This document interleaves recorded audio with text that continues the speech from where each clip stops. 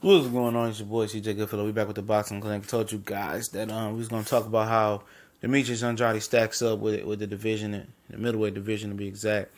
And I just don't have any interest in that Corrales, whatever that Brazil Corrales. I seen him fight last time on HBO. Man, I just wasn't impressed.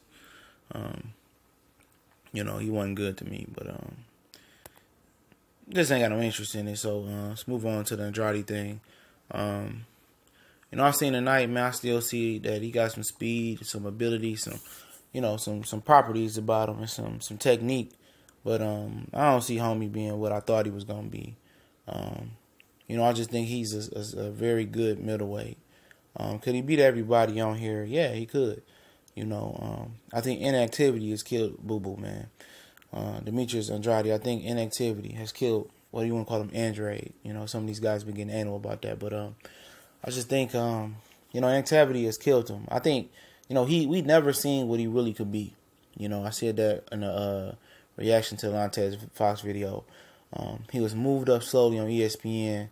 I remember, casual people that I used to talk to that used to catch his fights on ESPN Friday Night Fights say, man, he looked like the real deal. And these guys who don't even really pay attention to boxing, and people was excited about him being the next, potentially, being that same breath as Floyd Mayweather, being that next American that's going to take the leap. And ask my boy Smook had a colossal boxing talk, man. I thought he was going to beat both of the Charlos, Canelo. You couldn't tell me that Andrade wasn't going to be that real deal. I was on that train, and then the inactivity started happening. And then while he was inactive, he was running his mouth and making bad business decisions. Instead of go signing with a real promoter, he went to go sign with Star and Banner Boxing.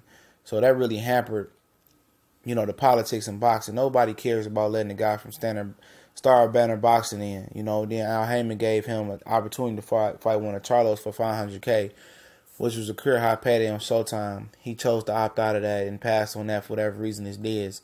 And $500K to fight the Charlo, they signed up. I forgot which one it was. Signed up to fight him. He pulled out. So a lot of people don't want to do no business with a guy who gonna take food off your table and money out your pocket. You feel me? So if he pulling out the fights and he talking all that crap, but pulling out the fights and talking about a career high payday ain't good enough. At the end of the day, I ain't trying to deal with him. And he coming to people press conferences running his mouth, but he not running his hands. Last time he fought more than 2 times in the year was 2013. So a lot of guys ain't trying to go fight nobody who gonna pull out of a fight with a whole bunch of excuses, or especially when the money is too right for him in a career high payday. But you talking about the abilities, I think he lost. I think we never gonna see the best Demetrius Andrade, man. I tell you that right now. I just don't. A lot of people gonna say you a hater. I'm not a hater. That was my guy coming up, but I'm just telling you how it is. I don't see that ability. I see that he got some of the speed still left, but I don't see like how he talking and he be woofing and hollering like he a wolf. I don't see that. I don't see that killer in him. He talk like a killer, but he don't have that killer in him. Cause tonight with Lantes Fox in there, man, Lantes Fox was being, he went for it at a point in the middle rounds. He started going for it, fighting on the inside, taking some chances with lazy jabs and lazy punches. And Andrade just never seemed to be able to hit him and put him away. He hurt him early, but he never capitalized on that. And if you only gonna rehydrate 7 pounds in the middleweight division, and you ain't packing, serious God-given power and strength and physical strength, I know he gonna have a chance to grow in the division. He got a 3-fight deal with HBO. He got 2 more fights, so he should be active. He should at least fight 2 times next year, especially if he win the first fight. But I don't see it, man. I still have questions about his jaw. I still have questions about does he have the dog in him. He's just one of those guys that wolf and bark. But I just have serious questions. Does he have the dog in him? I wouldn't even know if he would beat David Lemieux. I see how he look versus Billy Joe Saunders. I could see him giving Lemieux a dangerous boxing lesson. I really could. And getting knocked out or dropped and hurt, late in the fight. I don't know. Because he's just not the same fighter that he once could have been. He was on the fast track to be the king of 154 and then move up and be the king of 160 and did a lot of bad businesses. And he had an opportunity by the WBO. He was regretting to move up to 160 pounds. When Peter Quillen, dropped his belt, Matt Korboff was looking for an opponent. They couldn't find one. They offered to fight Andrade. He said the money wasn't right. So he lost out on the opportunity. He was just pulling out the Charlo fight. He just making bad business decisions. It hurt him. It really did. Was Jack Colcott better than Lantes Fox? Yes.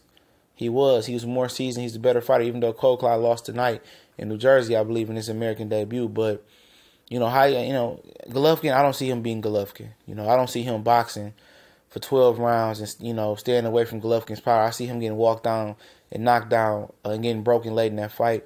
Canelo Alvarez, I don't think he beats Canelo Alvarez like I once thought he was. That's my opinion. Danny Jacobs, I think he could. I think I would pick Danny Jacobs at this point. I thought Demetrius Andrade could destroy all these guys, but he's just not the same fighter. I don't think he got the backbone like he be talking. Jamal Charlo, absolutely not. He would get fucked up, in my opinion. David Lemieux, it'll be a fight. I think he can box David Lemieux for 11 rounds and get knocked out in the end, But that's just my honest opinion on the situation. But like I said, he's active now. So if he fights in the first quarter and he really got, he loosened, he lubricated up, he active and he's ready, you can see some real potential reaching Demetrius Andrade, I believe. I really do think you can see the one guy I thought can come back, but I just don't see it at 30 years old, this guy walking back through the door and him reaching that potential that we once thought he was at.